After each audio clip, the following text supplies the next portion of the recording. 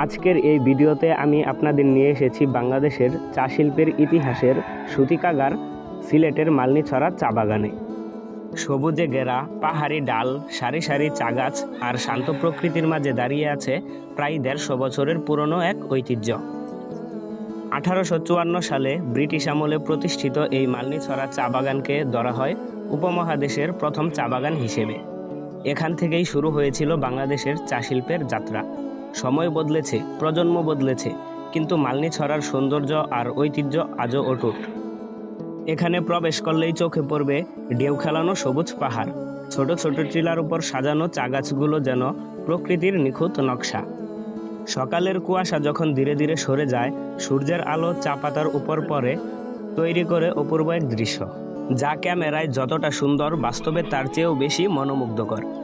মালনীছড়া শুধু চা উৎপাদনের জায়গা নয়, এটি একটি জীবন্ত ইতিহাস। ব্রিটিশ আমলের পুরনো স্থাপনা, প্রাচীন বাংলো আর ঐতিহ্যবাহী পরিবেশ, সব মিলিয়ে এটি এক অনন্য অনুভূতি দেয়।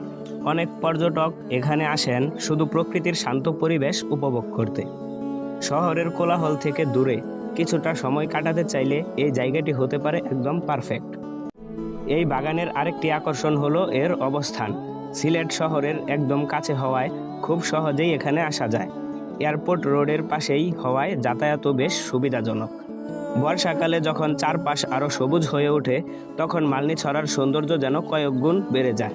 আবার শীতের সকালে কুয়াশায় মোড়ানো চা বাগান এক অন্যরকম অনুভূতি দেয়।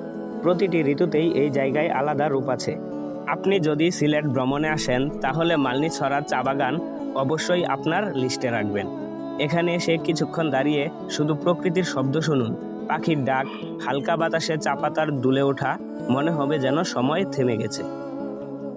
ভিডিওটি যদি ভালো লাগে তাহলে লাইক দিন, কমেন্ট করে জানান আপনার মতামত, আর সিলেটের আরও সুন্দর জায়গা ঘুরে দেখতে আমাদের চ্যানেলটি সাবস্ক্রাইব করতে ভুলবেন না।